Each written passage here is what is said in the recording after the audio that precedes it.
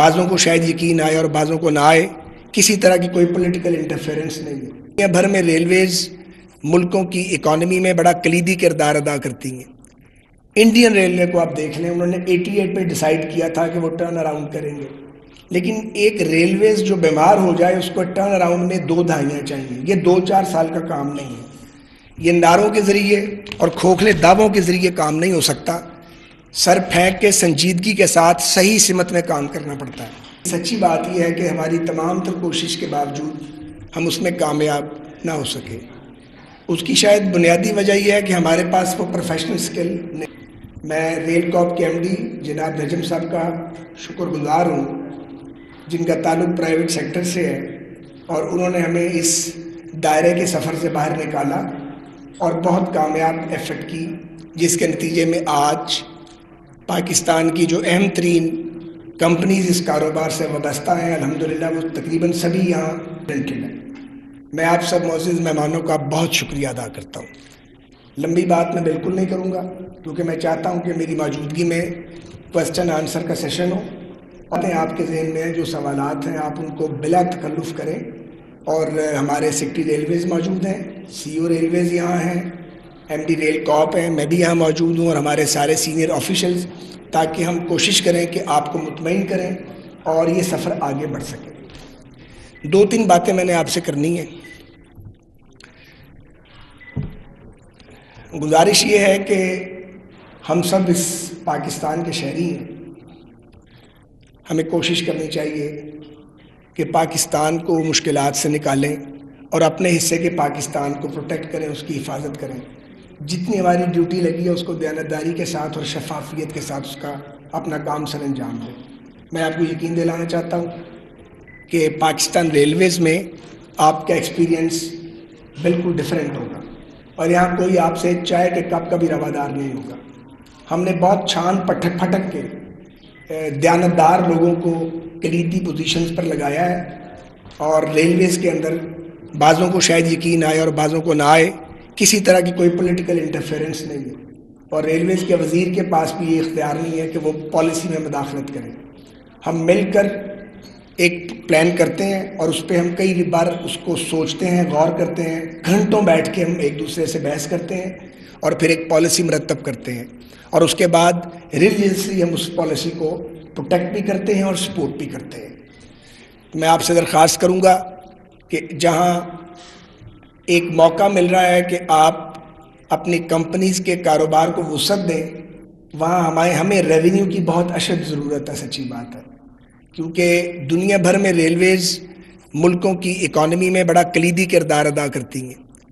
Indian railway کو آپ دیکھ لیں، انہوں نے 88 پہ ڈیسائیڈ کیا تھا کہ وہ ٹرن اراؤنڈ کریں گے، لیکن ایک ریلویز جو بیمار ہو جائے اس کو ٹرن اراؤنڈ میں 2 دہائیاں چاہیے۔ یہ 2-4 سال کا کام نہیں ہے، یہ نعروں کے ذریعے اور کھوکھلے دعووں کے ذریعے کام نہیں ہو سکتا، سر پھینک کے سنجیدگی کے ساتھ صحیح سمت میں کام کرنا پڑتا ہے۔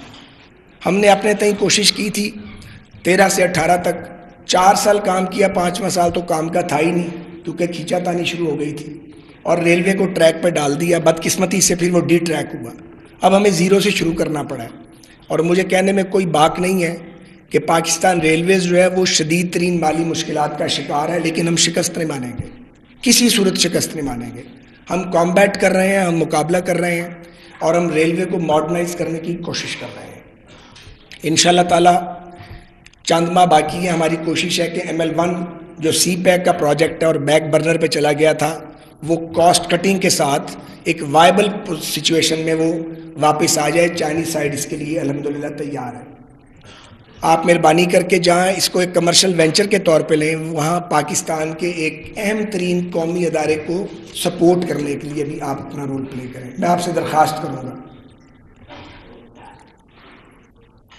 اگر ہم سب چاہیں تو ہم اس مشکل سے نکل سکتے ہیں۔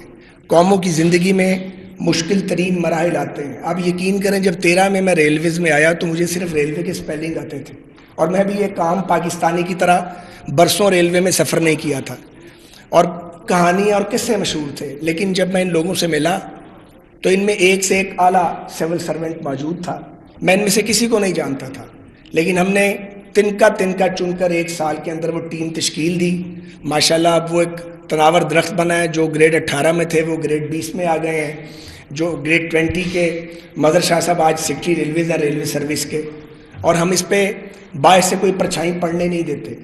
میں آپ سے گزارش کروں گا کہ آج کی اس کانفرنس کو نہایت سنجیدگی کے ساتھ لیں، ہمیں تجاویز دیں۔ ہمارا اس کام کے اندر تجربہ نہیں ہے، نہ ہم عقل کل ہیں، لیکن پرائیویٹ سیکٹر کے تعاون سے اور آپ کی پروفیشنل جو اوپینین آپ ہمیں دیں گے اس کی روشنی میں ہم آگے بڑھنا چاہتے ہیں۔ بڑی ہم لبرل پالیسی بنائیں گے انشاءاللہ تعالیٰ، لیکن اس میں زیادہ ڈیلے نہ کیجیے۔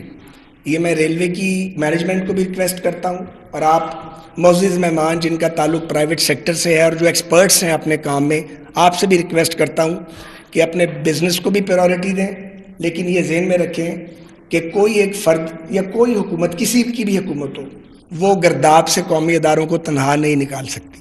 ہمیں مل کے کام کرنا ہے اور مل کے اس ملک کو مضبوط کرنا ہے، اور مایوس پہ نہیں ہونا اور شکست پہ نہیں کھانی۔ آپ دیکھیں کہ یہ جو گرین لائن کا کل انیشیٹو ہے، یہ ہم نے پہلے بھی چلائی تھی، اس میں اس وقت بھی وائی فائی تھا، اس میں دنیا جہان کی سہولتیں جو دی جا سکتی تھی وہ ہم نے پاکستان میں رہتے ہوئے دی، وہ پھر بعد میں بالکل برباد ہو گیا، ہر چیز بند ہو گئی۔ اب یہ جو نئی کوچیز آئی ہیں ان کے ساتھ ہم نے TOT لی ہے، ٹرانسفر آف ٹیکنالوجی، 46 کوچیز آئی ہیں، باقی 186 کوچیز ہم پاکستان میں بنائیں گے انشاءاللہ، اور اس کے بعد